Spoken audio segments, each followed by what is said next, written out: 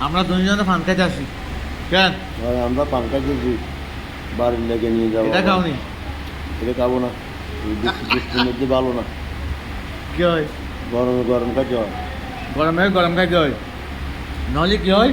হ্যাঁ? ঠান্ডি লেগে যায় আচ্ছা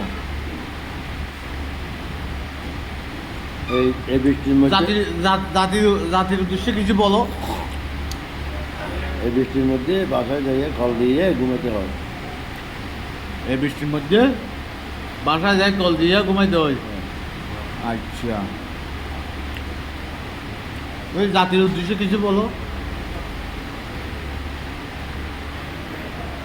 যাত্রী দেখছি কি বাসা থেকে বাইরে হয়ে যাচ্ছে বৃষ্টির মধ্যে